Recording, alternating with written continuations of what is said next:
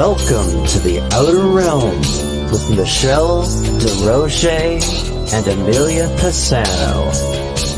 Airing live on the United Public Radio Network, 105.3 FM in New Orleans.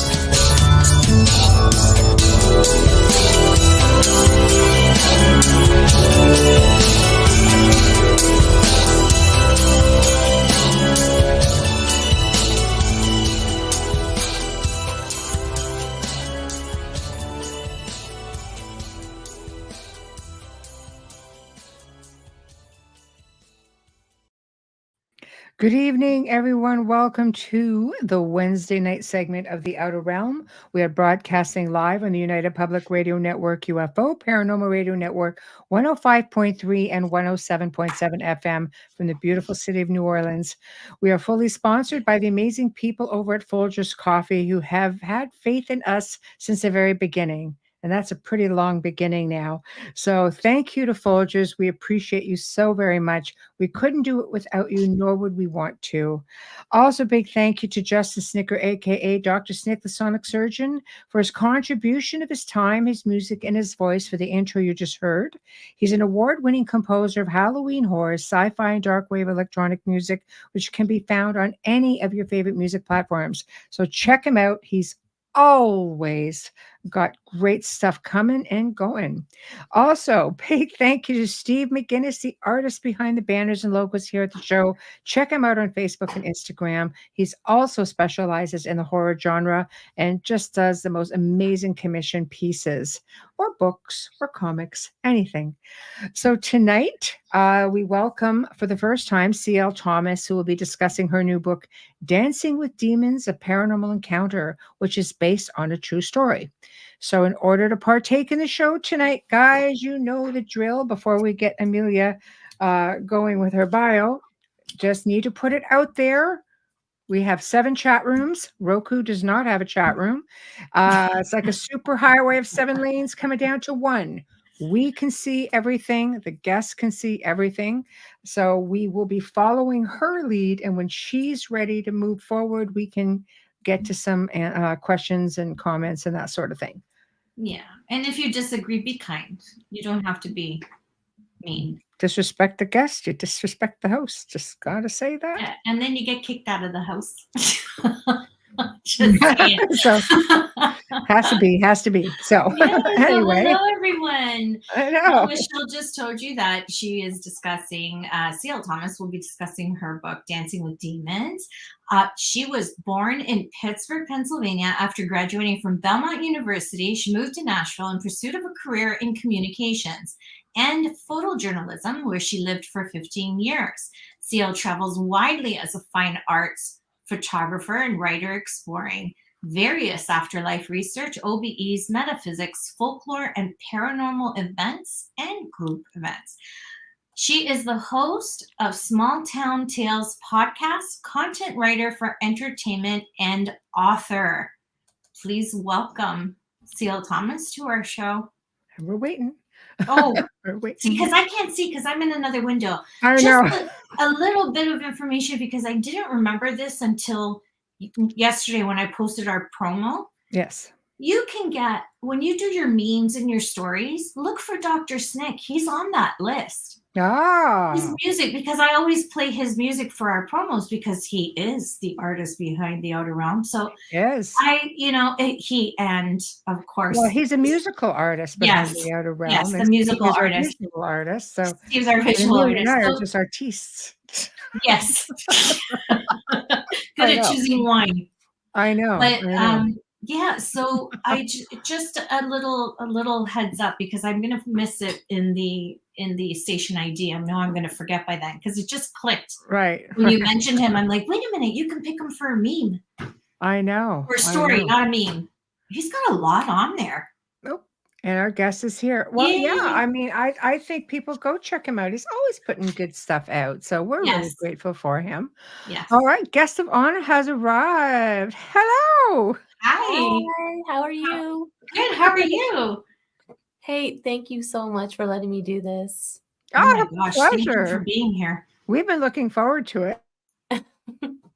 That's great. So, well, how was your Halloween? It was good. It was quiet. I had about 160 kids come That's by. quiet. That's insane. That's like a mortgage payment, just trying to filter off all these candies and treats. I think we I had know, like 20. We're like, Yeah, we're excited we had 20 because you must. we moved here and the neighbor's like, oh, we don't get children. Like, what? No children? That's crazy. Oh, see, you must live in a neighborhood with a lot of little ones. I do. Families, yeah. Yeah. So Vegas That's has why. a lot of little pockets with a lot of families. I live in Yeah, Southern Highlands, so there's a lot of kids over here. Oh, I love it though. makes sense. That's the best, though. Halloween's about the kids. It is. It's about the kids. I love it. I would love watching them dress up. Mind you, I say that, it's for myself for like ever. It's been a lifestyle. So, the whole house was always spooky and we had like real skulls and taxidermy and all kinds of things all over the house. That was just normal decor. But now I have a grandson. That's not allowed to have that out. Oh, My son's like, don't do that. Oh, all right. It's amazing how they have children, they move out and they have children, and they still direct on how you're allowed to have your house. I know. It doesn't end when they move out. They still continue. I know. That's okay. Little man's worth it. So welcome to the outer realm.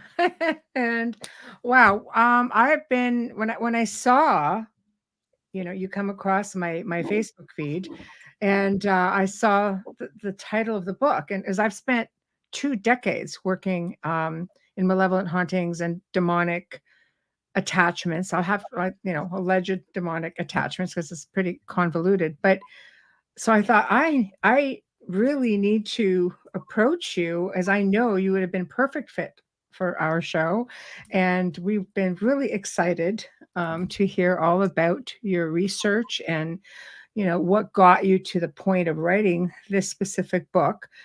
So why don't we start with humble beginnings?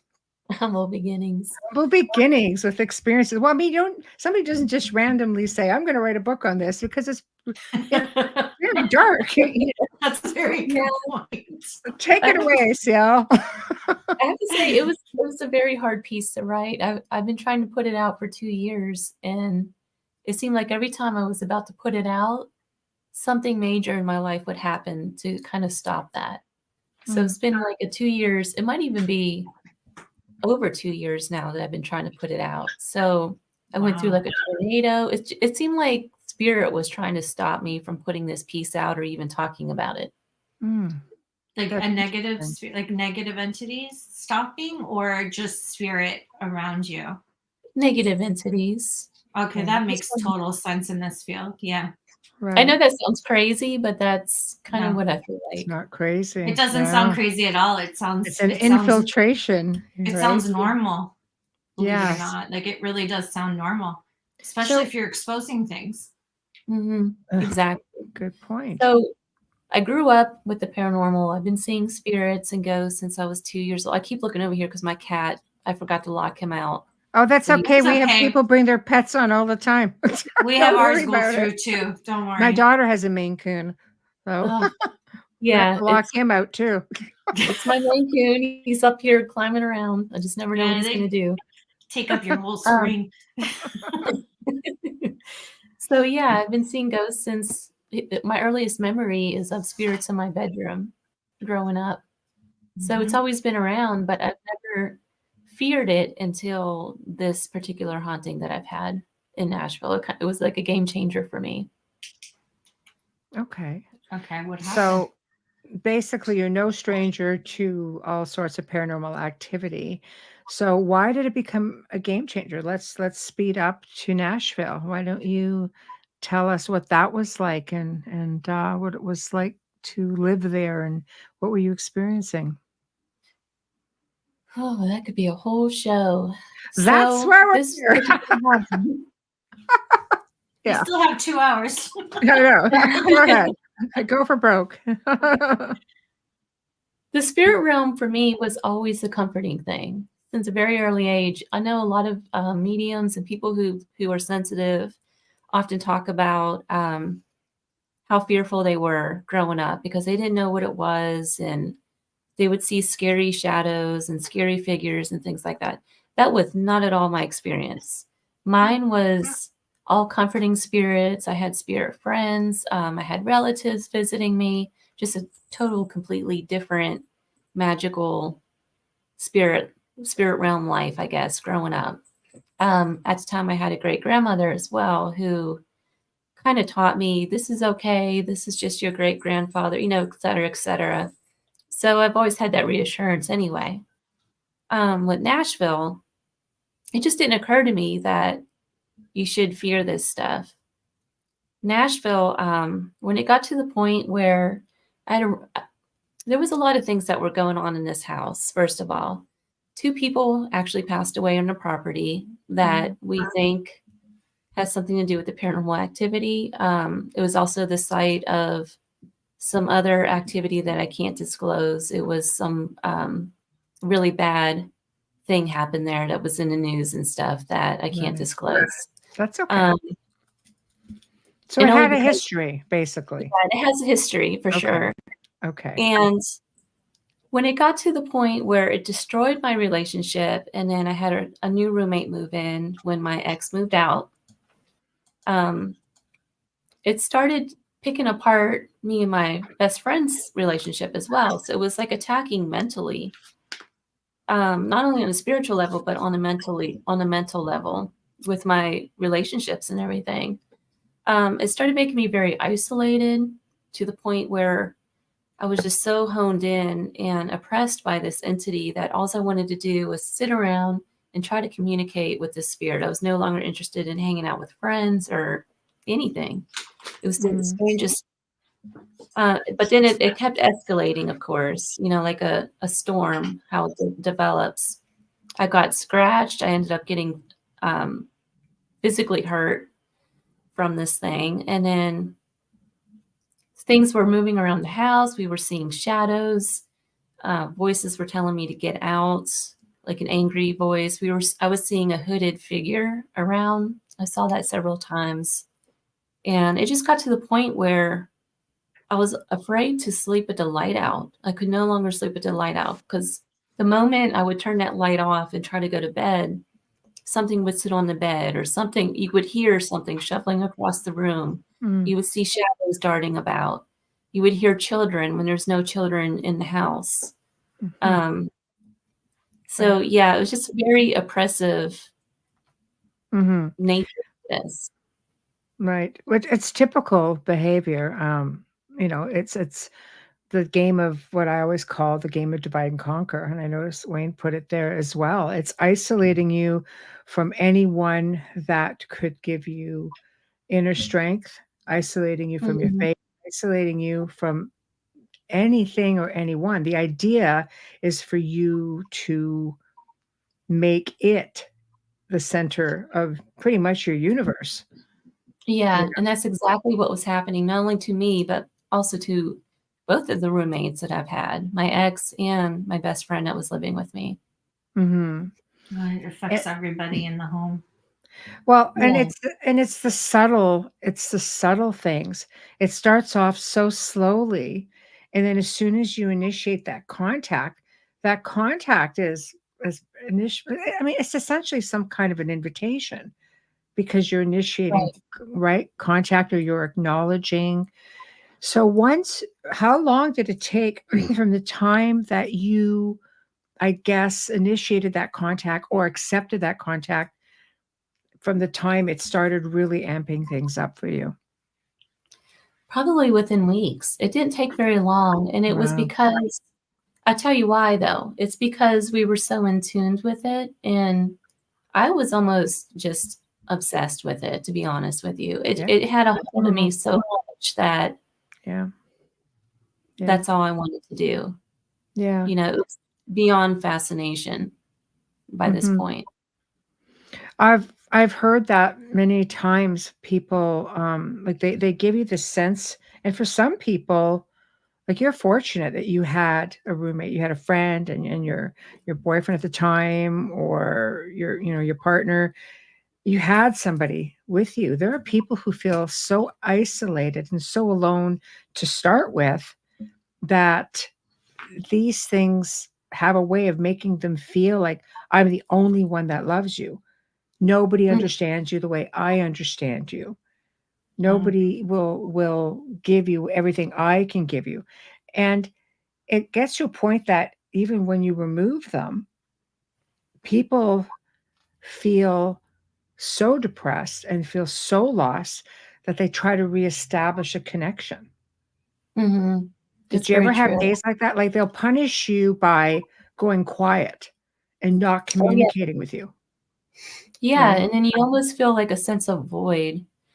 It's funny you mention that because there's a guy, David Childers, that I talk to every now and then, and he's had similar experiences. He calls it the call of the void.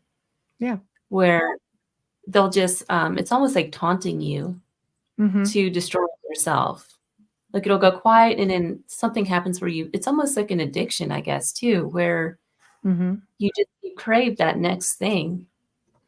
Well, Sorry. I think that's okay. No, it's okay. I can feel the heaviness in I- you.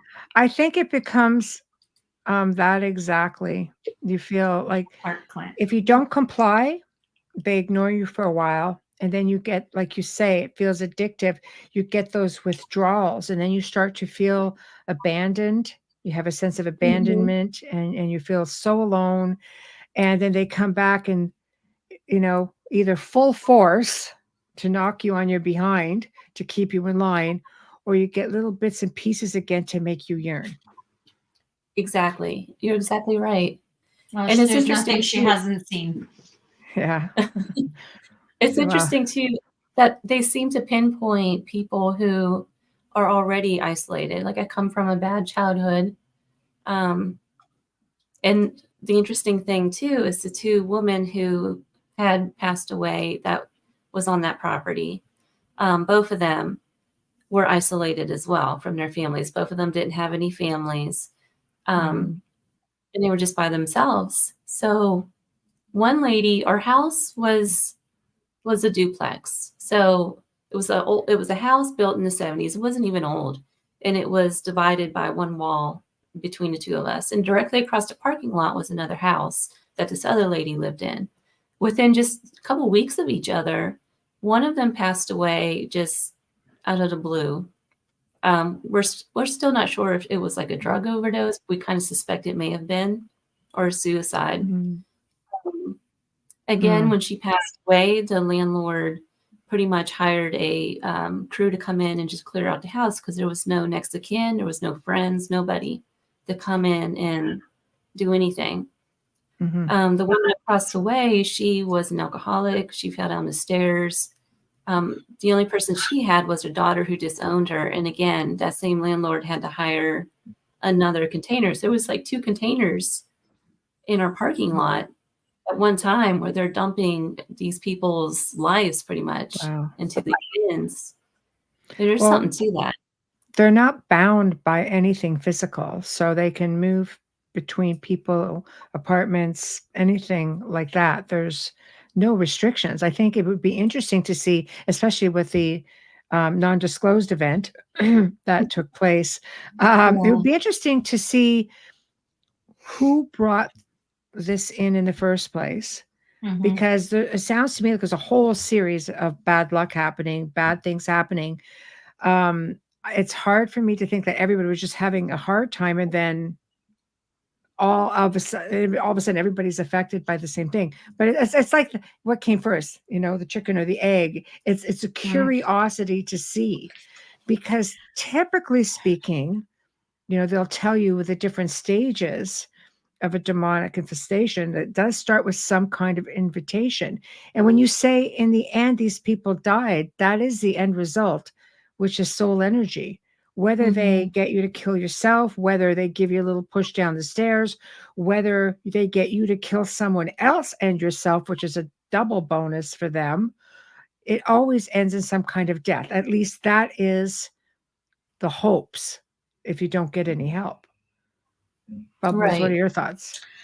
I was just wondering if through all of this, if you realize that, because what I'm getting is that you were all led to the same place. You didn't choose to live there. You were guided. Everyone there was guided to live there for a reason. Yeah. It's interesting that you would say that too, because for a long time, growing up with the paranormal, that's one thing. But then when I got to school, I was so focused on medical school, and I was trying to, really advance myself career-wise. That's all I was focused on. So my ex at the time, he was in medical school and was doing clinicals. There was nothing about this house at all that indicated that it would have been haunted. And for me, being a sensitive, I was not focused on that area of my life at all. I just wanted to get through school, and I was running track at the time and was very busy. And paranormal was certainly not anything until this house, the events in this house woke all of that up. And it's been such a changing thing for me. Like, it's made me more spiritual, and I reconnected with the mediumship side of my life growing up. Just so much more to it that a lot of it's not in the book, that about the spiritual side and how I reconnected with all of that. But you're exactly right. That's, to me, is the one thing. It's the faith, how people lean. I mean, eventually, whatever it is that gives you strength is your ticket out. Can you talk more about some of the other experiences you had? Like, what about the people living with you? What were they experiencing? So my ex-boyfriend at the time, he went through like a complete change within just a few short weeks of being in the house. Wow. And it actually attacked him first. He would never admit that because he's a scientific doctor now, of course, right. But we are still friends. He went on and married and has a wonderful life up in Michigan. But yeah, he would never admit that he was affected by a spirit. And his demeanor just completely changed. He went from being this gentle, really caring guy into this angry, I can't even put words to it. He was just angry all the time, very violent. He wasn't abusive. He was just very violent. Like, he would throw stuff. He punched a wall, just stuff like that. He was always angry. Out of character. Yes, out of character, for sure. Right. Just to see that kind of a change in somebody just that quickly was scary. I remember I was in bed one night, and he had come home from somewhere, and this is, by then he was very isolating himself. Like, he was by himself all the time. He was sleeping in the living room, that kind of thing. And he was in the bathroom, and he started screaming, "Get out," at something or someone. And so I got up and I said to him, "What are you yelling at?" And he said, "I just saw a shadow, and I don't know what's going on." He's like screaming and yelling and carrying on. And yeah, that sounds like an attachment. Yeah. So long story short, I had to move out because I thought he was going crazy. I was not experiencing the stuff in the house that he was at this time. Like, I would know little things, but I wasn't quite attributing it to paranormal just yet. Right. But there was things that would go on, like he was very particular about where keys should go, where purses, shoes, all that stuff. You couldn't just come in the door and put your purse down. It had to go in a specific place. He was one of those kind of guys. Right. But objects were moving around. So put the keys up, they would end up somewhere else, and then he would blame me for it. That kind of thing was going on. Inner fighting. Yep. Divide and conquer. Yep. Yeah. So that happened with him. And then my roommate moved in. We're best friends. We both live here in Vegas. She started experiencing stuff slowly as well. First, it was the shadows. Then she started hearing people. She was in her bath. I think the thing that did it for her was she was in the bathroom taking a shower or something. And she said that, like, she had one of those wall shelves that had all of her shampoos and stuff on it. She said all of it just came down at one time, like somebody just took their hand and swiped it across, and everything fell in. That's when she became really scared, and she started searching. She was searching for somebody to help us, and started looking around for a paranormal team to come in, which was very hard to find back then. This was 10 years ago. Right.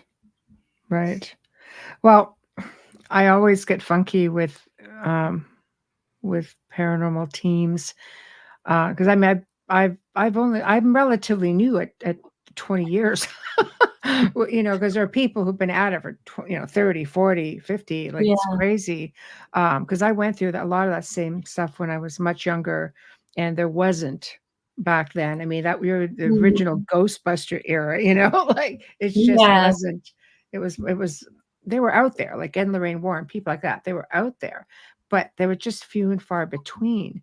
Now I find there's so many people that do it. There's some teams will just say, no, it's not our thing. And they'll help you find somebody who can assist.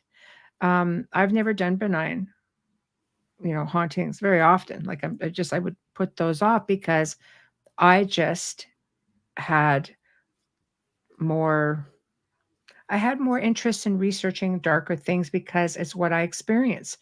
And I was able to help myself because like you say, it really wasn't anybody to turn to. And I applied a lot of what I did for myself in helping other people for years and years and years, and now, Amelia and I do them together, and we have a team, and we do clear people.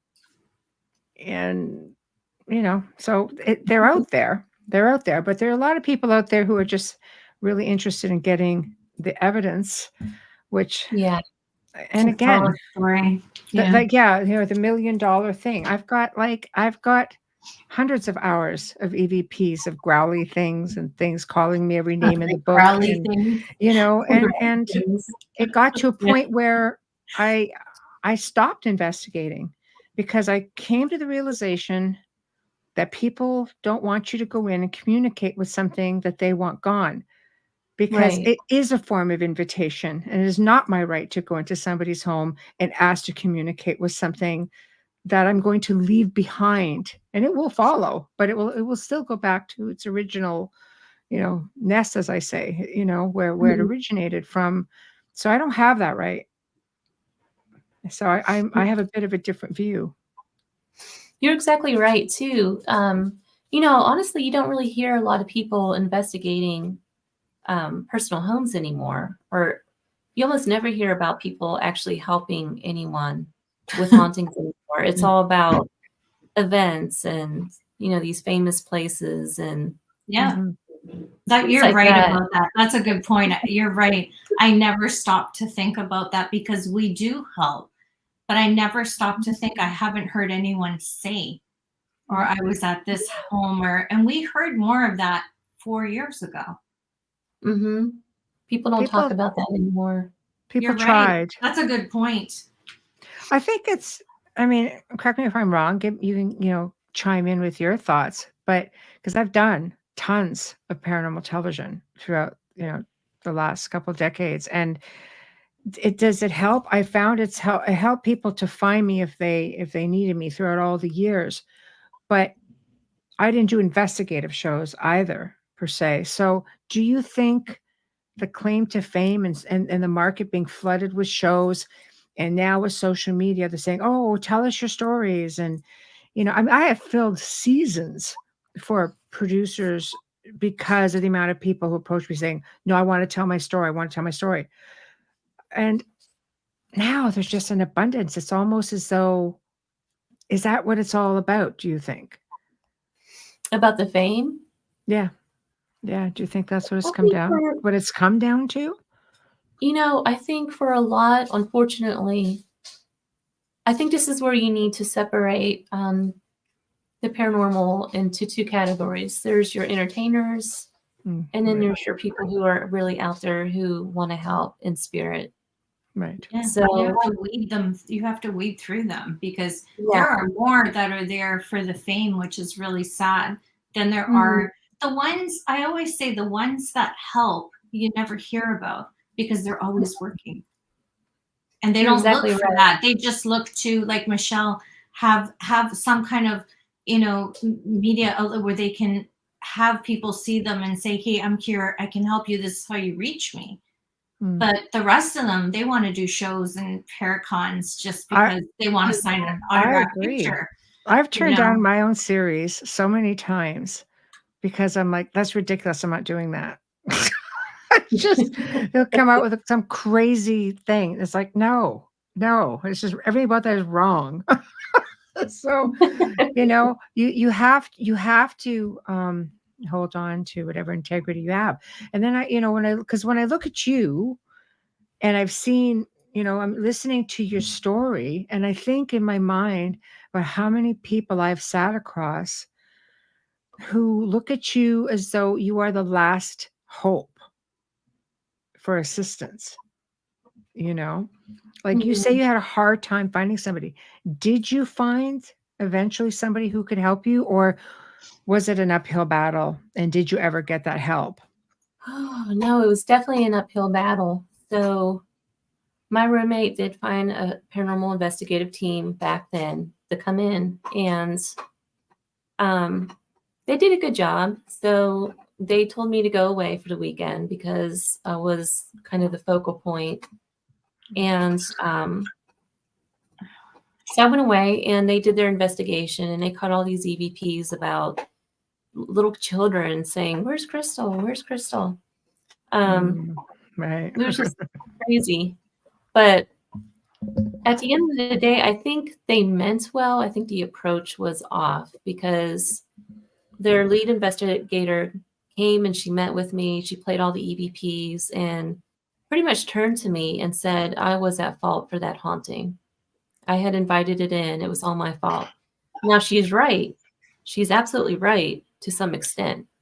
However, the approach was bad because it automatically, I was not in that place to exactly hear that. And with the depression and the anger and everything else, it was just not a good approach. So at the end of the day, they were not able to help. And their number one thing to help was to send in a priest, which at the time I was not Catholic. I was more into Wiccan. My background is Judaism and Catholicism, but still, it just didn't line up with my beliefs. Yeah. Right. That priest did come in, and when he left, it worked for a little while, like maybe a few days. It was quiet, but then that activity stirred up. He refused to come back to the house. Oh, and you know how that goes. Same old story. I Yeah. was starting to wonder if he should have been there in the first place, though. But it has to be your belief system because you have to believe it and you have to have faith in it. Yeah. So that investigative team, they were good. I don't have any. I think it was just I wasn't in the right place to hear what she was saying to me at the time, and I think the approach should have been a little different. I agree with you on that, but I don't feel like you necessarily invited this in as much as you were coerced to. I think sometimes people who go through these things don't realize it's part of your path, it's part of your future. So things happen for a reason. And it could look like you're inviting it in, but they just kind of coerce you so that they get in. Do you understand what I'm saying? That's why I kind of jumped back when she said, "This is your fault." I'm just like, it sounds to me like you moved into a place that already had this house guest because of everything that's happened. All of this tragedy doesn't usually happen in the same place unless there's something in the midst there. So I think you were a victim of circumstance, and to say you were at fault, You know, I mean, you know how common it is in demonic infestations to hear children voices? It's just like mimics, like they just mimic any sound, any, Mhm. and they can make you see whatever they want you to see, you It's know. very true. And they Yes, put them in like that because at first we were like, "Oh, there's children here, right? Oh, it's a cute little girl." because it puts your guard down, doesn't it? Yes. Does it put your Yep. guard down when you feel, oh, it's just children and Mhm. yeah, see? So I don't know. I really Mhm. feel like you were a victim of circumstance. I don't ever agree with somebody coming in and laying blame, so to speak. I think people, I mean, if you're calling them out, you're calling them out, and you have to be honest with your researchers who are coming in. The researchers who come in, trying to make you feel like they're rescuing you isn't the best approach either. You Right. have to go in there with some Yeah. humility. You have to be humble. They can't discipline you like a No. child, especially right there where everything's happening, because it just shows you have no control. Yeah, I Yeah. mean, I've always gone in basically thanking the people for having faith in me to take the weight and to help them, not the other way around, even though people are very grateful. I've had people drop at my knees. And I'm just like, no, don't do that. It's just you're just really messing with my humility. so, so because you want to go in and be humble, you have to be respectful even to these things. Even though faith says, well, you don't. You have to hold your ground. Yes, you have to hold your ground, but you also have to be respectful of something. It's like it's like going to the zoo. Would you poke the bear? Would you poke the tiger? Of course you wouldn't. So why would you do it to an I'm invisible like, one? I you guess I know, would. that's my analogy. Poke Yeah. the invisible I tiger. No. had the tiger. So see, like, so I don't know. No, I agree with Michelle 100%. I mean, that's why I learned so much from her. She's got the It's like, experience. There, no, but some Well, of that it's like, aside, yeah, it's like common sense. So that aside though, they did their team did bring forth some stuff that we didn't know, such as we knew the property was on the front line of the Battle of Nashville. There's a plaque like right on the road in front of the house that from the state that marks that. But what we didn't know was that they were able to pull some old maps out of the Nashville archives and where our house wasn't old. It was built like in the 70s or something. Mm. It was kind of made to look old to match the surrounding area. But what they found was there used to be a plantation house that owned that, and the slave quarters are recorded to have been on the place where our property was. So that was one thing they found. So we don't know what atrocities may have happened with the plantation, of course. wow. There's always stuff there. So if there's blood on the land, that might actually be your clue as to why there would be something so malevolent taking Mhm. up space there. Yeah. That might make sense. I mean, whether it's, the southern states, whether it's war, whether it is, civil war. If there's plantations, you're going to probably have been involved in the Civil War at some point within a nearby area. Right. Yeah, Right. not to mention how many slaves were killed on the plantation. Yeah. Yeah. Yeah. See, Wayne makes a good point with this as well. Yeah, The ground can be just as haunted as the house itself. that's the case with my house. 1812, War of 1812. Yeah. I built a new house here, and all I kept thinking was, I was very young. We were getting married, and all I kept thinking was, I don't have to worry about a haunted house because it's all brand new. It just doesn't work that way, does it? I too had a priest come in who would spray the holy water in the entryway and would not walk Yeah, through that's the good rest better. of the house. My mother and I blessed this house. So yeah, Priest didn't I want to. understand that bit. That's why I said I'm wondering if that priest should have been there to begin with, and Sometimes we're not supposed to, tread in certain places. We're the intruders. But so yeah, the house has a history, the land has a history, and your researchers help you locate a lot of this information as they should. So that's really awesome because at least it gives you something to work with. So what stage did you go on? Did you go through from there with cleansing? Because obviously the priest didn't work. Yeah. Well, for me, there was no cleansing. It all came to a head for me. And so I know this sounds really bizarre. I went completely into depression. I was very suicidal. I think I tried to commit suicide while in the house. It was affecting me on so many different levels. I lost my faith. I pushed everybody out of my life. I dropped out of school and started a different career, just the whole deal. It was basically like a breakdown. So I wasn't feeling well physically, along with the depression and everything else, and went to the doctor. I ended up with stage 2 cancer, which I know this is like walking on a limb here, but I feel like this haunting may attribute it to that. And I'm not saying that the paranormal causes cancer. That's not what I'm saying. And I hope your audience understands what I'm saying. Stress helps. No. You're not far off in your belief, though.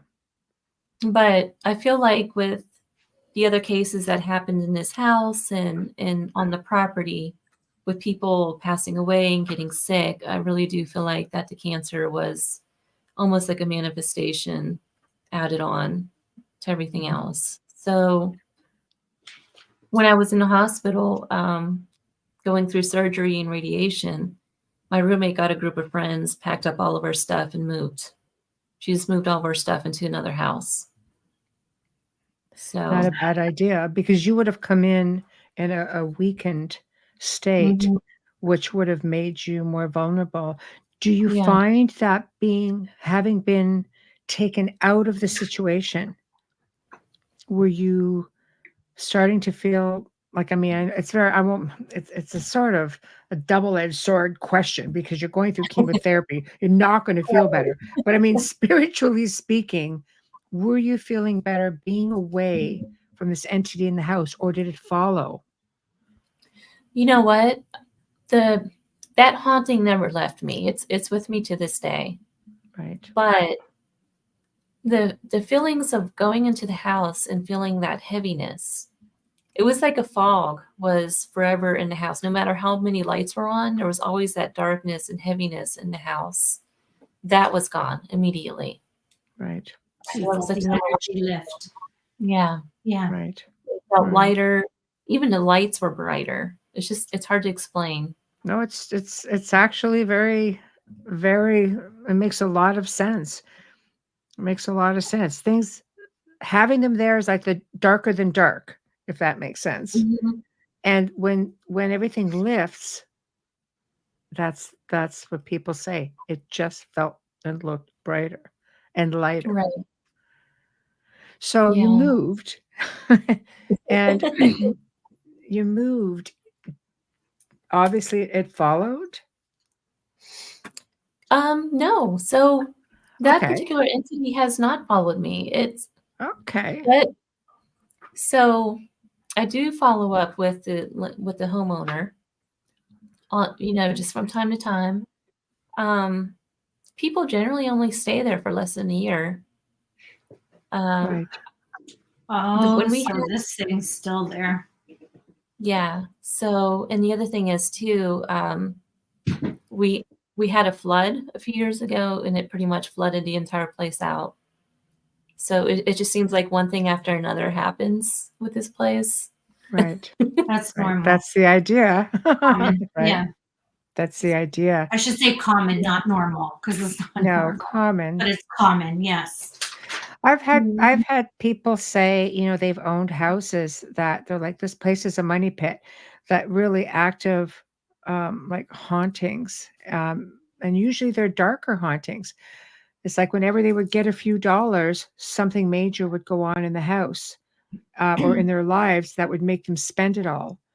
They could just never, ever, ever get ahead. It was like being a hamster on a wheel, just always going through motions, never getting ahead, never being able to get out. That's an interesting concept, because one of the things that I believe in, what you read a lot with negative entities and demonic forces and that kind of thing, they tend to attack people who are in poverty or who have addictions, who come from a line of abuse. There's a reason for that. I know that Hollywood is always looking at the demonic with like head spinning and beds levitating, and you hear it even today with investigators. They'll go into a place and they'll say, oh yeah, we've only seen like maybe one demonic haunting out of 100. Maybe we're not looking at it correctly. Maybe it works a little different than what you're looking for. Maybe it's when you're sitting there thinking about suicide, how do you know it's not another entity playing with you? I You know what I mean? agree. And I'm not saying that all depression and all that kind of stuff is caused by demonic entities. I'm just going to put that statement out there. No, That's not it what- can, but it can also amplify it, right? Like, Right. I know for they me, it did. amplify Yeah. they amplify pre-existing conditions. I mean, if you are depressed, again, it's like the chicken and the egg. Which came first? Did it cause your depression? Because what they tend to do is not let you sleep, not let you eat, divide you from people who love you, isolate you completely, and the list goes on. So it can cause depression and anxiety. But if you already have it, and addictions, if you already have it, of course, that's what they want to keep instilling in you. They don't want you strong. They want you weak. They don't want you fighting back. And they don't want anybody in your life that will help you fight back. That's why so many researchers, because I've had it happen to me so many times, will get visits and they'll be infiltrated, and they themselves take a risk every single time they go to investigate a location that has this sort of potential activity. I mean, you do researching. Do you find you gravitate towards these type of hauntings or infestations, or do you try to keep it more benign? To tell you the truth, I think once you're drawn to something like that, or you experience something like that, I should say, those kind of cases are more drawn to you. I don't know how many times in the last 2 years that I've been on an investigation and all of a sudden I'm working on a suicidal case. It's happened multiple times where I'm able to, and that's a good thing because I'm able to help the person from being in their shoes. Right. So it's not all bad. No. But I'm just want to back up one quick minute because it's going to kind of wrap back around to what we're talking about now. When you lived in Nashville and these people who passed away in the house before you moved in, were they still in the house? Because these entities, they're known to be like at times hold other spirits hostages in place if they're grounded. Because I've got tons of EVPs of spirits running from growlies, as I say. So do you know if they were still there? I don't know. That's a good question. I do know that the woman who lived in the same house as us, so it was on the other side of us, she was we never saw her. I lived in the house for several months before I actually even seen her. And I just happened to see her one night. It was in June. And she was obviously on her way to a St. John's Eve ritual thing. It was midnight and she was dressed up and going out. And I knew that look because I was already in Wiccan. I knew exactly what was happening. And we just met by chance, and she was in her robe and going off. And I thought, oh, we have something in common. She's into Wiccan or voodoo or whatever it was that she was practicing. Obviously, she's into something along those lines. But then I never got to talk to her again. Right. So she was into something that she could have been calling forth spirit somehow in the first place in the same Right. house. Right. What's interesting is all the activity in the house was in my back bedroom. There was a walk-in closet and a bathroom and in my bedroom, and that wall is what shared the wall with hers in the Mhm. house. And that's where all the activity manifested, was in between those walls right there in that hallway. Mhm. And so there's something to that. She did Right. die in the house. It's funny because I started hanging out at a shop because I was trying to get answers, and I found a shop called Goddess in the Moon. And I met some people there, and one of the guys there wanted to do a seance in my room, and I didn't know any better at this time. So Yeah. yeah, he came in and we're sitting there and with the lights out and everything, and it starts spelling out stuff in French. It was like a different language. We couldn't even figure out what was going on. But Right. I almost felt like, I can't explain how I knew, but it felt like something from next door, but I wasn't quite sure what. There was two things going on. First, I picked up like a trapper, and then I picked up something on the other side of the house during that seance. But Right. long story short, Right. yeah, I feel like she could have been. Maybe it Right. was too soon though to actually pick that up because it always takes a few months, you Well, know. they could very well block that energy. I was just curious because when you're working with families, or you're working, when you mentioned, working on suicides, they tend to sometimes, most of the time, depending on the faith or obviously state of mind. If you're a person of faith, they'll tell you, "Oh, you're not allowed to take your own life. That's a sin. You can't do it." Sometimes they will be held back because of that belief system, not that because it's a fact. Or what kind of a mindset do you have to be in to take your own life? And that usually can hold them back as well. So it's a curiosity, if you're working these cases and there's something dark around, are you moving people onward? Do you know if they're still there in these different cases you work? We always check Um, for them. so I haven't had any cases where I was helping someone and actually moved somebody on, but I have been on in a ghost town where I have helped somebody move on. Right. I know that Okay. because when I went back, I heard a help me from a female in a remote ghost town out here in Nevada, and I started doing prayers of the dead and things like that, and just to kind of wake them up a little bit so that they would move on or know Yeah. that, there's something else there for them. And when Right. I went back in the same voice, I got another EVP that said thank you. So that Aw, was neat. that's Yeah. nice. That's a That's so, beautiful feeling, right? yeah, Mhm. that's very rewarding, isn't it? Yes. So, we're just getting to, I'm going to back up for questions and comments before we get a little too further ahead. 1 second. There was a question. I'm looking. Um, okay. I was There's a looking few too. here. Okay. Where is it? Where is it? Where is it?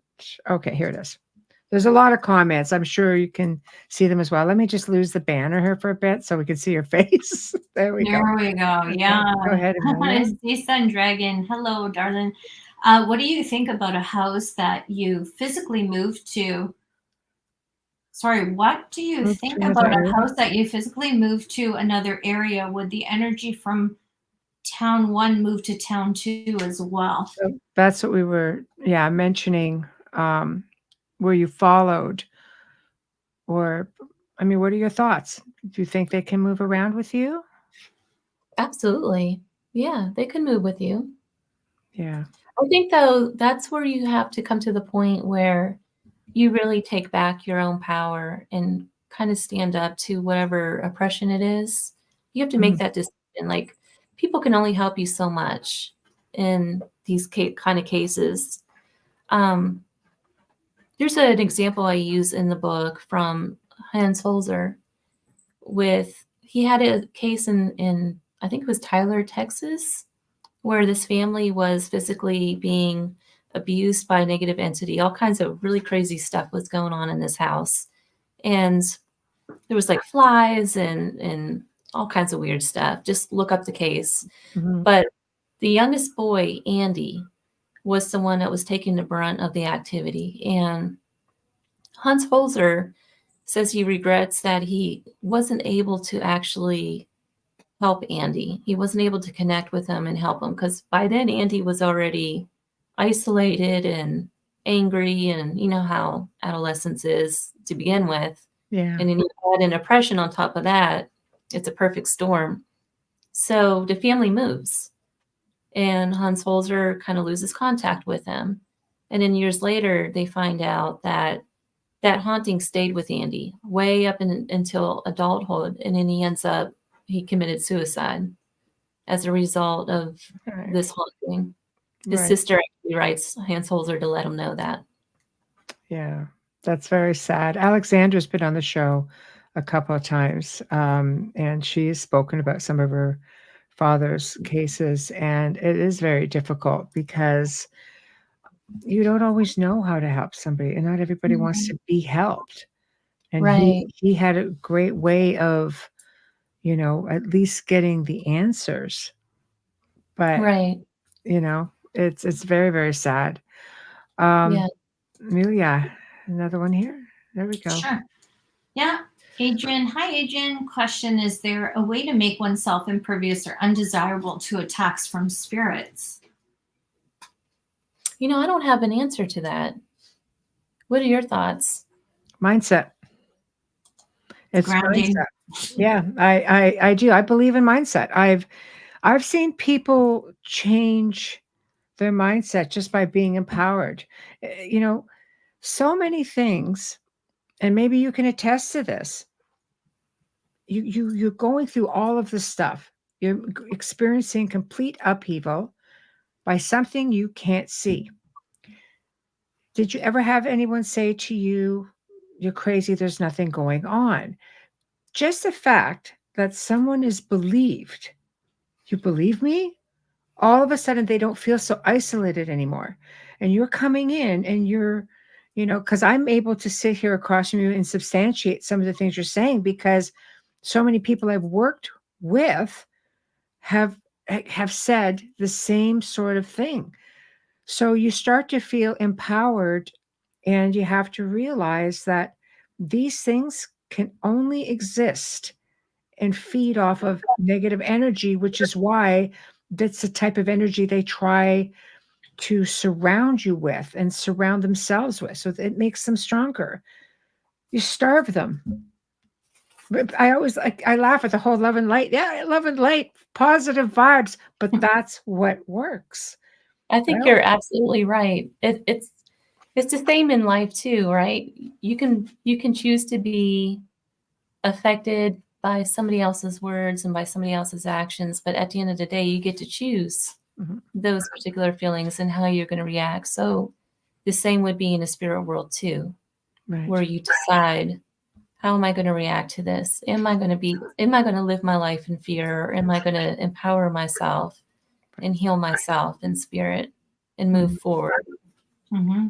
How many people do you know that are just so downright skeptical and don't believe in any of this, and you never see anything happen to them?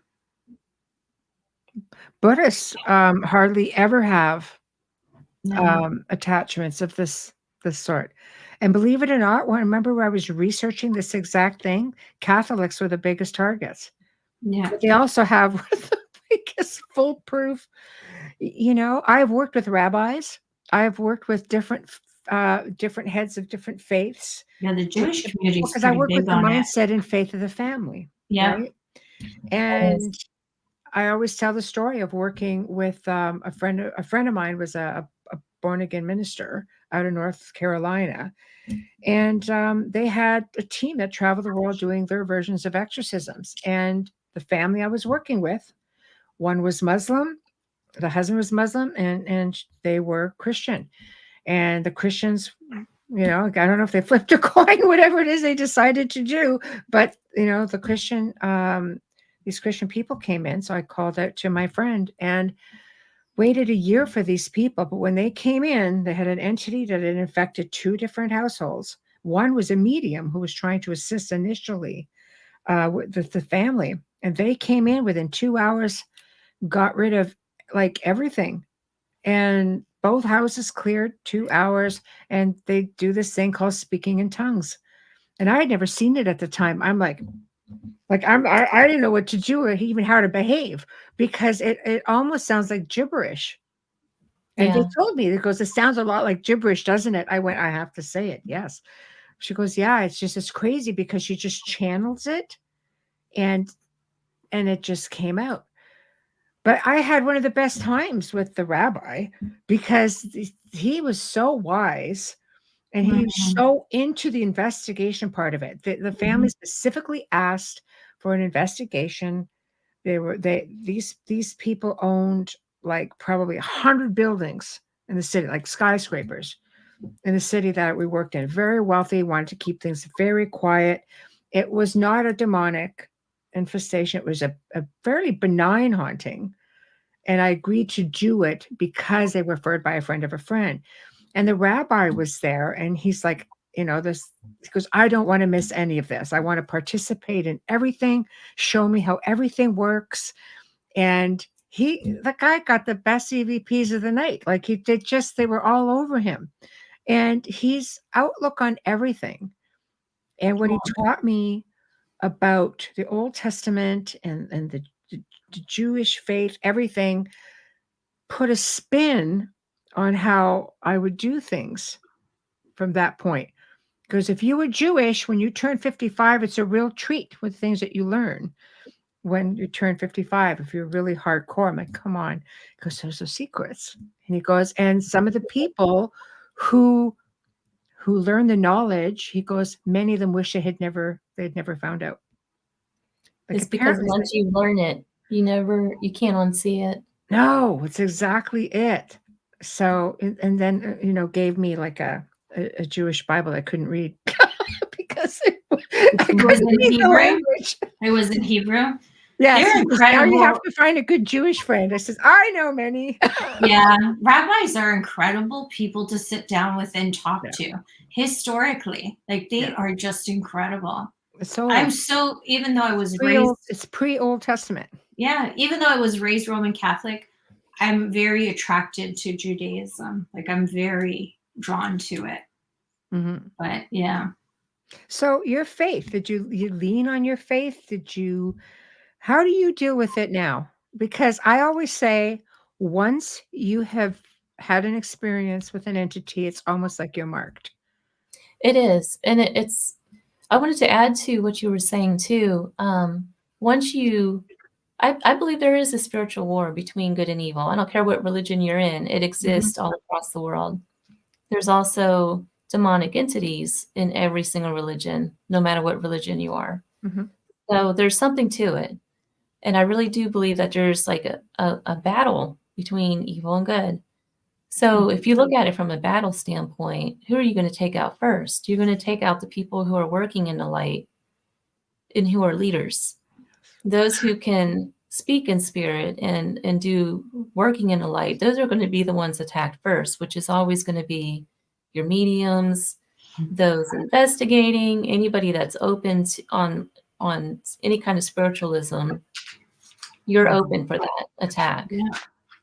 Even when they don't know it. Sorry, my dog just bumped my chair.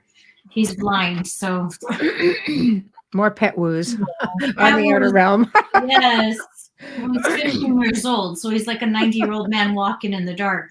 Oh, right. So yeah, and you just get his cold nose on your leg once in a while. I agree with you on spiritual warfare. I agree with you on every aspect of it. With everything going on now, I mean, I know we get a lot more messages, more than, I've probably gotten in years, because you go through spurts and maybe you find the same. But with everything going on now, there seems to be a loss of faith, Mm-hmm. as opposed to a point where maybe you should reach out to something that gives you that strength. It's Right. faltering somehow. Not with everybody, but I'm noticing it with a lot of people, which can Yeah. create that breeding ground. Do you find that you're busier now? Do you find that you're encountering more of that? I am. Yeah. Okay. But too, on the flip side of it too, I have met a lot of people who are waking up spiritually because of the whole COVID incident. Everyone was at home and they're all searching for answers. Mhm. So I have come across a lot of people too who are waking up and getting more spiritual and realizing that, maybe they can communicate with the higher power and things of Mhm. that nature. Right. And it's funny you say that, because I would hear a lot of people would come and chat, especially during this time, during the pandemic, we were having the shows, and they were just realizing that, I didn't know my house was haunted, because they're spending more time at home and Right. realizing that things are going on. Because when you work all Mhm. day, you come home, you're tired, you deal with your Yeah. children, you have soccer practice, you have homework, then maybe you have 2 jobs, you have dinner, you go to bed, watch a show. You You have don't no life. Yeah, but people were at home and Yeah, it was either paranormal or they were making sourdough bread in that year. Like, it was just ridiculous. Am I not right? Like, seriously, everybody's looking for sourdough starter. I'm like, why is the flour missing from the shelves? But yeah. So, yeah, Anyway, so a lot of I paranormal experiences during that time. We were very busy during that time. it was about 30 to 60 clearings a week. Yeah, and no one's Wow. investigating. This is happening at home because they have the time. And I'm like, oh my Yeah, Lord, please. I Yeah. know. So, okay, we're just gonna go back again. So you move. You move. See, we get sidetracked around here. It's just all we're Yeah, we missing got is the sidetracked. wine. So There's just so much to talk about in this, there Really need to is. come back. Yeah, we could do that too. So did your next place, was it fairly benign? Did you experience anything? Because you made an interesting comment that this Nashville house, the haunting, has always been with you. Mhm.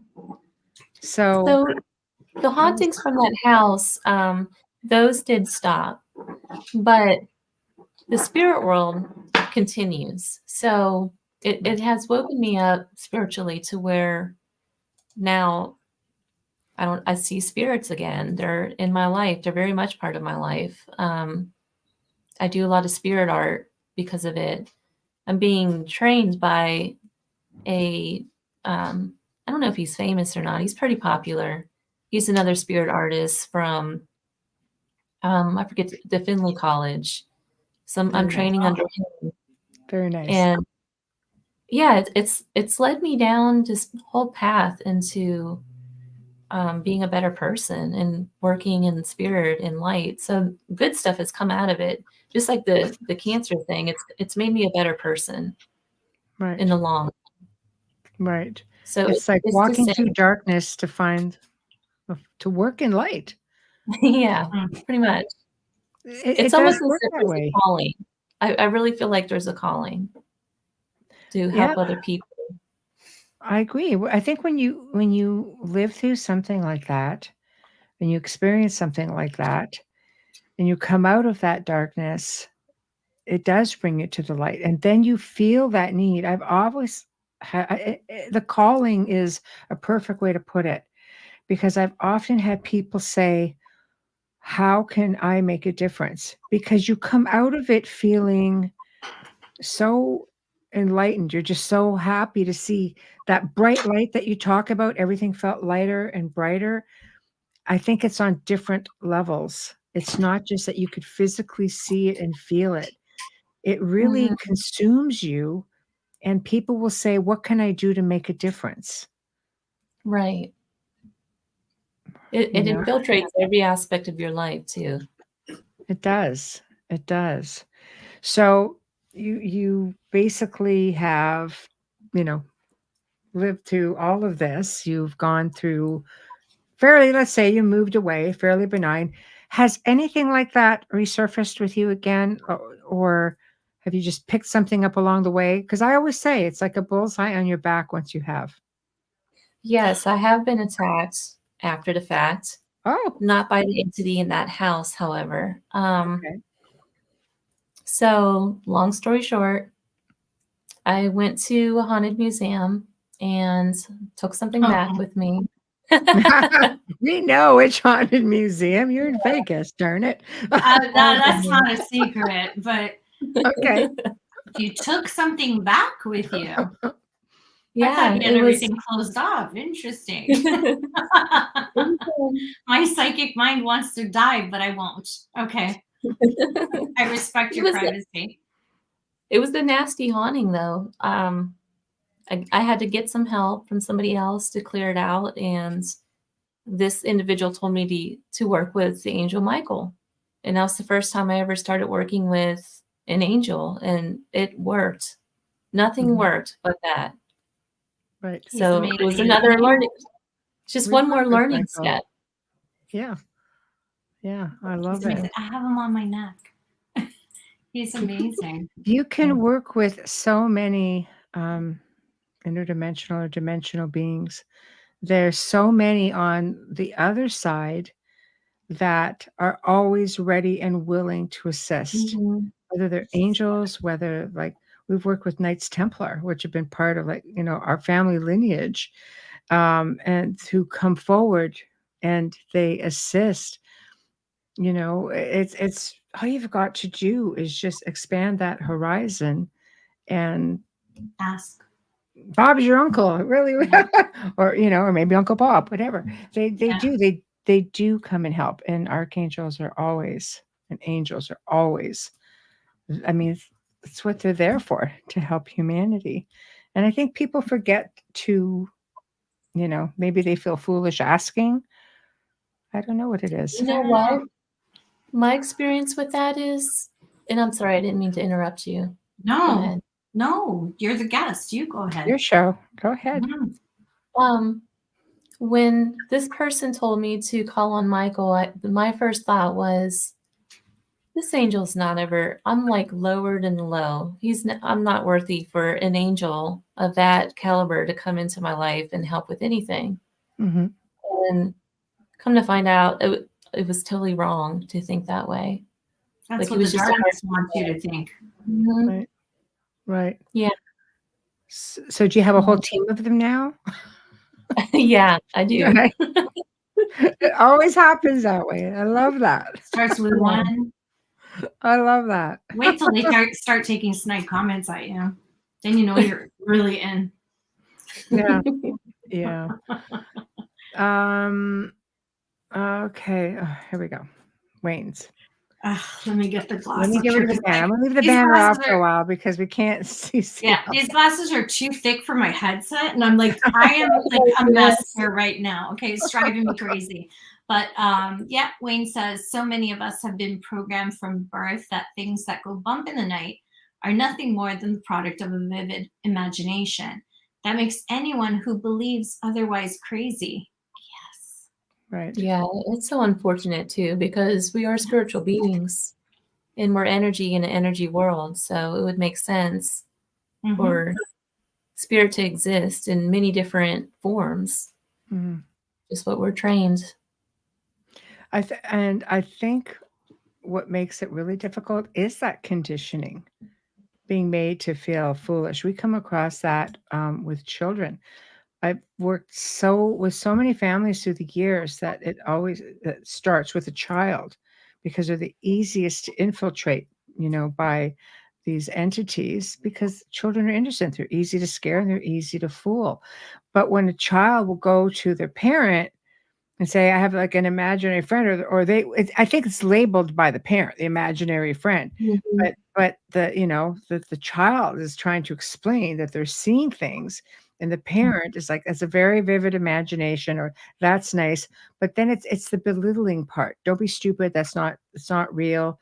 So now who do they turn to? They're afraid to say anything, because they've just basically lost a support system. And these things know it, right? Right. It's I one of your know. goals. So, Amelia, do you want to do station sponsor ID? 'Tis that time, Sure, please. certainly, Thank my you. queen. I'll be right back. I don't need my Thank glasses. you. Where's I my have, crown? I have it printed like this. I know. Dang it. Crazy. You are listening to The Outer Realm with Michelle DeRoche and Amelia Pisano, coming to you live from the beautiful city of New Orleans on 105.3 and 107.7 FM, as well as the Roku channel. If you're watching us from Roku, hello and thank you. And please share us up with your friends. We're just starting to build that audience and we appreciate you very much. Our guest tonight is C.L. Thomas, and she's talking about her stories, her experiences, and her new book. And I wrote this down so I don't forget, because I'm trying to buy it from you, by the way, C.L. It's knocking me off the website. We'll talk about that in a second. But, oh my gosh, classes, please forgive me with this one. Dancing with Demons, A Paranormal Encounter. And I think some of you at home, if you've had any experiences, might be able to relate with this. So you might want to pick up that book. Her website is clthomas.org, and that's where you can order one of her books or both. If you are just tuning in, no worries. You can stream our archives on any platform that you normally use. There's only about 250 of them. So remember to search United Public Radio and then The Outer Realm. Please click like and subscribe so you never miss an episode. And don't forget to share us with your friends and family. Of course, the big guys. We want to thank the big guys. To the wonderful people at Folgers Coffee for your continued support in sponsoring our show. We definitely wouldn't be here without you. We deeply appreciate you and we love you. We adore you. We thank you. Our fabulous banner and promo media is a big thank you to Steve McGinnis, horror illustrator, fantastic artist. Steve creates commission pieces, with anything. It doesn't have to be horror. And he can be found on Facebook. That's Steve McGinnis. Loving our intro and outro? Well, thank you to Dr. Snick, the sonic surgeon, Justin Snicker, award-winning composer, vocalist, and musician. You can find his music on Amazon and Bandcamp, stream on any platform. You can also find Dr. Snick on Facebook and Instagram, as well as I mentioned earlier in the show, because this is reminding me again. You can also choose his music. Search Dr. Snick when you're putting together a story post or a post on Instagram. You'll be able to access his music as well. So if you're watching us right now on Facebook Live, on any of our pages or YouTube, make sure to give us a like, hit subscribe, and don't forget to share. Look at that cover. I know. Oh, I love it. That's awesome. Oh, I love it. I want to Caught put my that eye. in a poster and frame it. Oh, I love it. Do you know how much furniture I have with this guy? Yeah. I know. I love it. I was love it. actually ordering your book while you were talking. Then I realized it's not clicking to Canada. So I'll do that after the show. Beautiful cover. Beautiful cover. Thank and I you. see you Very got the beautiful. forward by Dave. Everybody loves Dave. Everyone loves Dave. It's true. So, I mean, did you ever try reaching out to Dave when you were going through all this? Because he would have been your guy. Well, I didn't really know him that well enough to where I felt like that wouldn't be appropriate, Right. But Right. yeah. but that's part of what he does too, well, I don't know. So what next now? How is life for you, for CL now, and what's next for you? What's next for me? I am actually working on a historical fiction, and long story short, I was in Goldfield. It's like my backyard, Goldfield. Ah, And I was out in the cemetery there, and I saw a woman in the cemetery who she's buried under an incorrect name. And I was just drawn to her grave immediately and did some research on her and found out a little bit on her story is just incorrect according to the tombstone. So I'm going to write a historical fiction on her. I also want to work on a documentary about speaking to spirit. So I want to interview kind of like ghost hunting, but more on a mediumship. Right. I think that's a good idea. Yeah. Everybody always focuses on the other side Mm-hmm. of things, Yeah.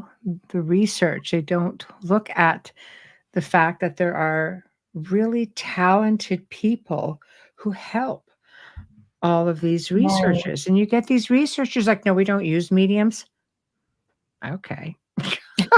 Well, there's a big show. How that far do you doesn't- actually get in the investigation then? I think it's because of a particular show on TV that only does the science of it. Probably a few. I think that's why. Yeah, probably a few. Yeah. Yeah. So I don't know. What are your thoughts on that? I mean, how far do you think researchers could actually get if the ghosts aren't talking?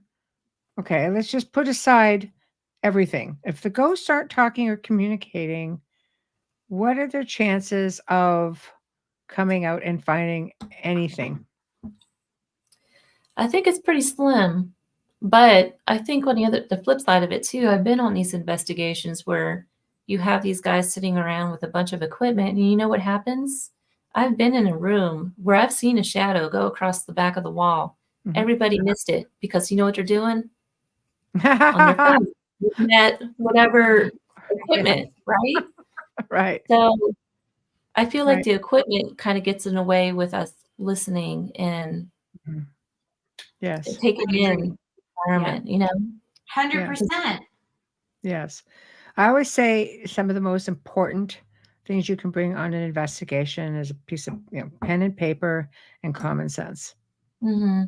Because I'm sorry, it just believe me, I own probably about $15,000 to $20,000 worth of equipment because I used to do talks where people wanted to know, is it real?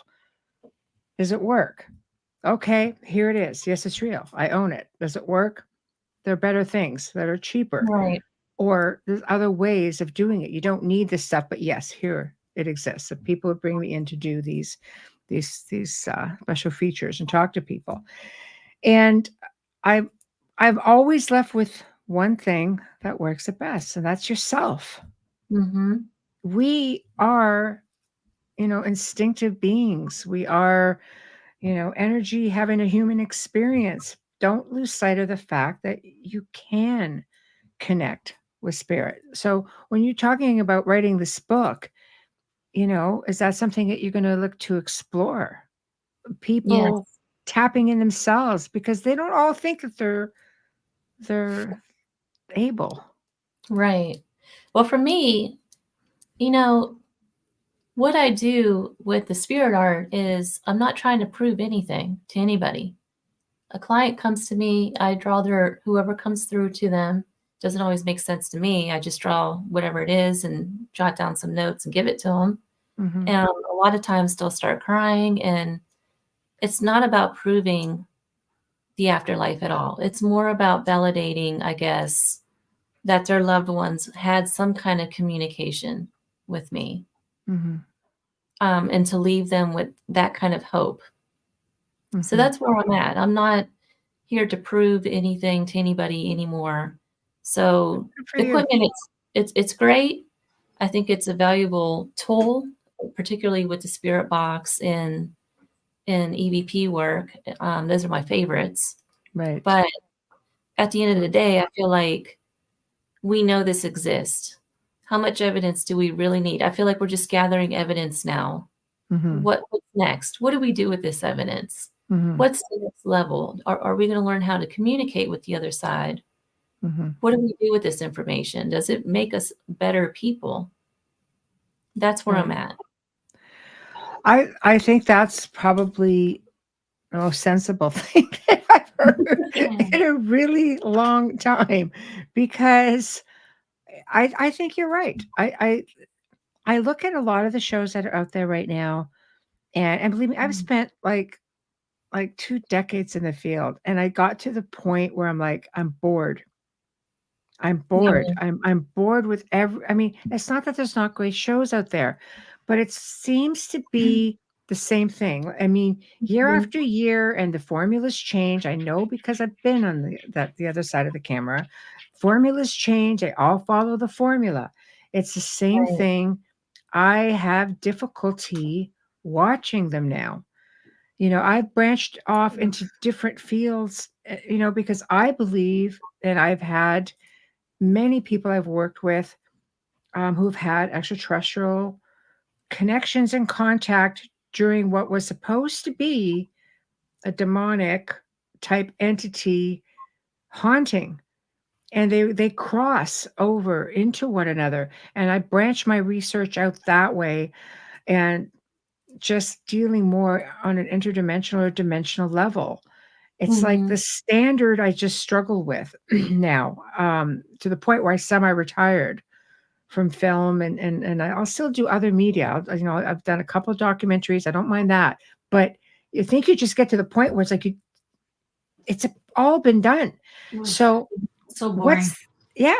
what's the next level? I think it is examining mediumship, and it's not like it hasn't been done. Alison Dubois, from Medium. I mean, she spent 5 years in a laboratory letting Mhm. people poke and prod her. She's changed a lot, though. I gotta tell you. She did. One too many visits on Real Housewives of Beverly Hills. No, is and it? Yeah. she ruined herself. I'm But- not kidding. and She it's- ruined herself. And it's a shame because Yeah, she's so gifted. after spending all of these years letting science try to figure out how her ability worked, I think that was something that was outside the norm of mainstream research. So I think you're right. I think it's a matter of trying to branch out into a different direction. Look at Right. how many of those celebrity mediums have ended up. Maybe we're not supposed to go on media that way. Maybe we're just supposed to be here in service. Well, Do you for know any- mediumship, just Yeah. from a personal view, I kind of hold those that have mediumship abilities on a higher standard, because I feel like you were given a gift. You obviously have the call of spirit. You're supposed to be using it to help other people and working in spirit. But a lot of times I'm seeing these guys use it for fame. And fortune. It's kind of heartbreaking. Yeah, and fortune at one time. It's bad juju. What's that lady's name? Brown there, Sylvia Brown. At one time, her readings, and they weren't even her readings. They were someone that worked for her for 15 minutes with $600 until she blew her career on Montel Williams with her ego and answering back that these two girls are dead and they were found alive later. Wow. So I saw you can her do search that that live. episode. I watched it live too. I was holding I laundry. saw her do that live, actually. That was during the same time that OJ was Besides on that. trial. It was the same time, and it was just horrendous. Like I was folding laundry and I heard it, when you're in your living room, and I turned around and my heart sank. I'm like, no, they're not. Like, it just sank. I'm like, even if you think it, you don't speak it. There's got to be Especially not in a etiquette. public audience. Not Yeah. in the public, on There's gotta international be television. a That's degree about of you. etiquette. No, because it becomes about her, not about the person And that's who's where looking for their children. you can really hurt people being a medium if you don't know how to read and you don't know how to communicate with people and you're all about ego and just hanging a shingle just to make money and fame. You can really hurt people doing that. You hurt can, and yourself as well. I feel that comes back to you. Yeah, like Michelle said, you hurt yourself. I stopped at a very young age with readings, and I thought, and then I just became more of a, what do I call myself? No, well, non-practicing, because I don't.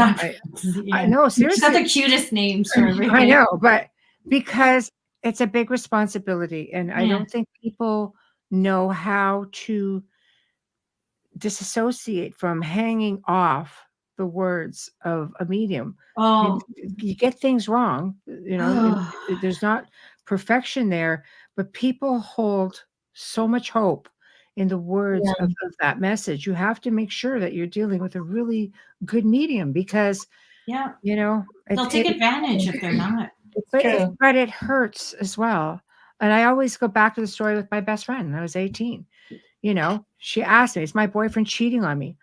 Well, you're my girl. I'm going to tell you, yes, dang it, he's cheating on you. But she tried to suicide over it. And I realized the amount of The power. responsibility you hold as a medium when you're delivering messages. Like the right way I've always been told was to ask, may I give you a message?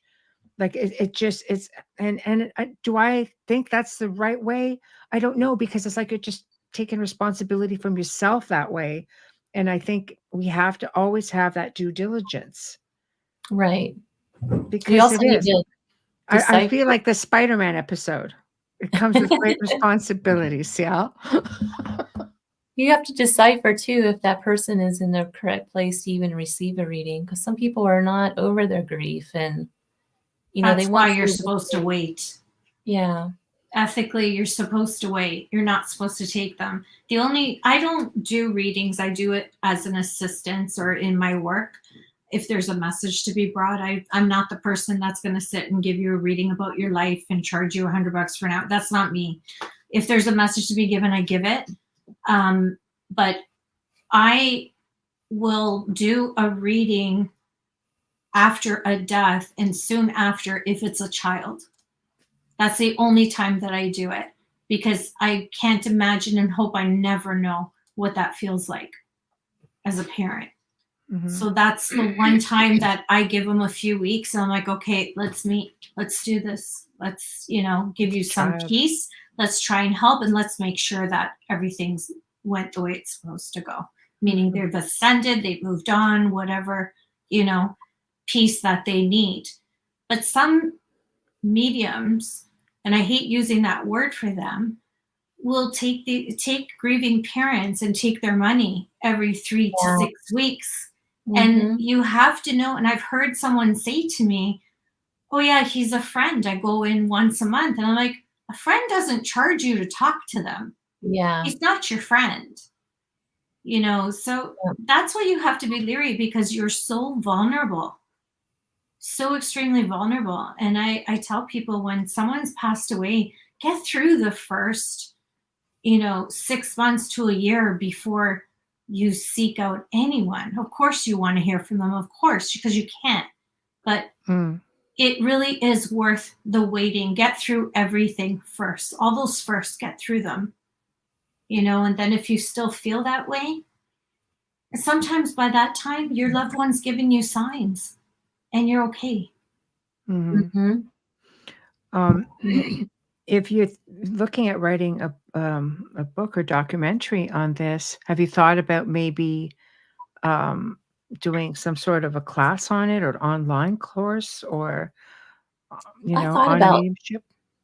I thought about teaching, just to teach it the right way, not saying that there's a right and wrong, but you know what I mean, That's so all that Be protected. people aren't getting hurt and Yeah. people know more about. Yeah.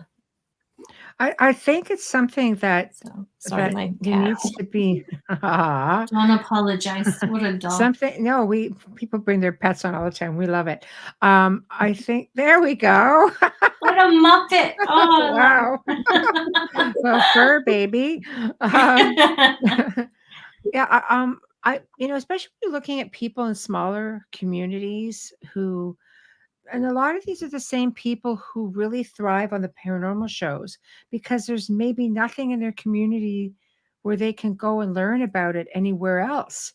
So the same would apply for mediums. Everyone wants to know about mediumship on an average. If you're interested in in knowing what's coming and we all want readings. Everybody wants a reading on an average, let's face it.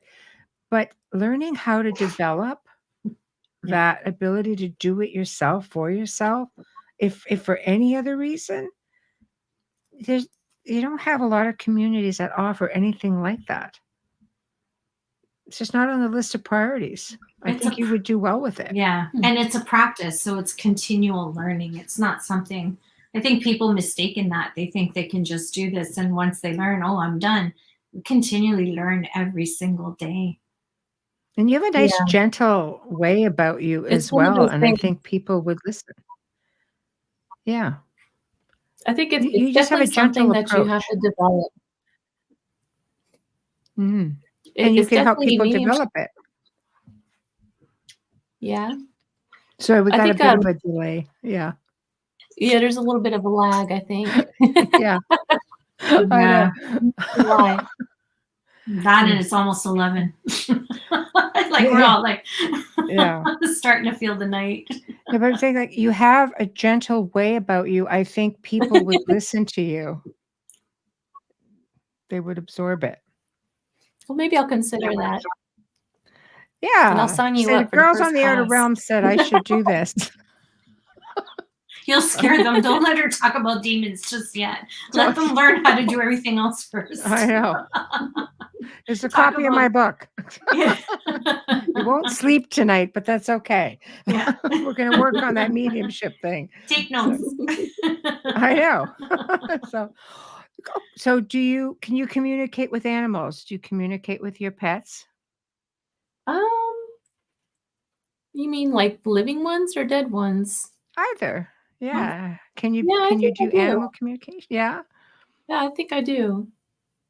Because I don't know, there's not too many animals that don't like me. I seem to draw them, but Right. I don't know. What sign are you? Gemini. I'm the crazy sign. No, Gemini. I'm Pisces. I don't know what direction I'm going in, so don't even go there. I'm Taurus. But- I'm just always angry. Yeah. No, she's not. Yeah. So You're not. I don't know. But No, she's But- not an angry person at all. no. But Taurians are usually pretty aggressive and you know that My dad was a tourist. Mind you, I never worked for him, so I don't know. Mm, If I asked his employees, they might have a different story. I don't Right. know. I don't know. So this is a part of the show where you know, I always say final words, anything that you want to talk about that we haven't touched on, promoting yourself, the book, anything, website. There we go. Put it back up. Oh, I love it. And I found it on Amazon Canada, by the way. Oh, If anyone's looking, I found it on Amazon Canada. Yeah. well, I don't know. I'm pretty terrible at promoting myself. So if you want to get in touch with me, my website is clthomas.org, and Facebook and Instagram are run off that page. You can always connect with me. I'll always answer. And that's it. I have a podcast out, a Small Town Tales podcast. And that's it. That's it. I love the You're title. and you're humble too. That's adorable. It's I love highly it. That's what we've been highly talking unusual about in all this night. field. That's what Yes. we've been talking about. You know, I want to make one comment about servitude. If there's one thing that I have heard a lot of from spirits, it's been when you ask them, what is it? When I say, what is it you want me to do? It's always been serve. That seems to be the message that I've received repeatedly, you know, from different avenues, whether it be EVPs, spirit box, just spirits on average. It's always been about serve others, serve, you know. And I think service to others is what a lot of people aren't getting. Yeah, it's particularly in this field where everybody just wants to gather evidence and put on a show. That Yeah. message gets lost. I agree. So perspective is another word I like to use. I think people need to put things in perspective, because eventually the shows come and the shows go, and people remember who the good Yeah. ones were, and people remember, you know, where the help comes from. So leave your mark, but leave it in a positive way. And I am so glad that you were able to make it. Amelia has been hit and miss just with so many things going on in her family. So I know she was thrilled that she could Yeah, be I here. wasn't missing this. Yeah, I wasn't tonight to meet missing you as this. Like well.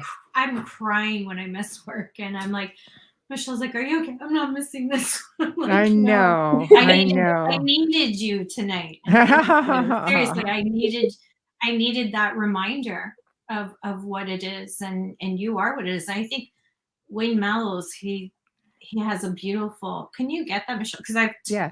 Oh, yes. He goes, CL, you have a natural, kind way of speaking, and you're speaking from experience. I believe you would excel at anything you do in the field, and people would automatically gravitate to you. Thank you. You're very kind. And he's also an author. We have the best people. We do. Yeah. So, but thank you for joining us. Sorry? Thank you, ladies, for having me. I'm going to get Wayne's book. Thank you. Oh. Yeah, he has a series called Vampire Tales. It's The phenomenal. Vampire Tales. Historical fiction, actually. You love it. I love that. Yeah, WayneMallows.com. Go check him out. Yeah, you could read a chapter from every book on there. There you go, Wayne. So put that out there. He's been on the show too to talk about it. Great he's working guy. on book 5. Yeah. Wow. I know. He's working it's on it. Phenomenal story. But thank you. I will be in touch with you and I will get you links and all that stuff. And it was such a pleasure spending the last couple of hours with you. And thank you so much for joining us. Thank you, ladies, for having me. Pleasure. Many blessings. All right. Have a Thank good you. night. All right. Good night. Well, everyone, it has been a great show. And of course, we've come to almost to the top of the hour.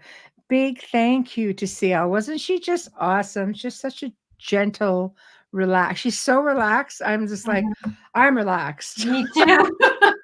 I'm relaxed. Thank you, CL, Yeah. for the experience. Oh my God, she's really delightful. So big thank you to CL. Big thank you to Folgers Coffee for sponsoring tonight's show. Big thank you to Dr. Snick. Big thank you to Steve McGinnis. We appreciate you all so much. If you enjoy the content, wherever it is you are watching, please like, subscribe, share, follow, whatever the case may be. We appreciate you. Share it up, share it up. Okay, so tomorrow night, this is a fun thing. Tomorrow night, we bring back Dolly Saffron, and she's got a lot of stuff in store for you guys. We're going to have a show and tell. There's also going to be photos, and we're going to talk about all kinds of fun stuff. But there's also a lot of misconceptions and misrepresentations within, the fields of ufology and dealing with extraterrestrials. And there's a lot of that coming up this month. There just seems to be a lot of new books being released by different people. We're going to see some of our older favorite guests coming forward in the next couple of weeks with a lot of really amazing things to talk about. And we'll start with Dolly tomorrow night. And thank you, everybody in chat. You guys always make it that much better. We always have such a wonderful time with you. And we will see you all tomorrow night. Good night. We love you guys.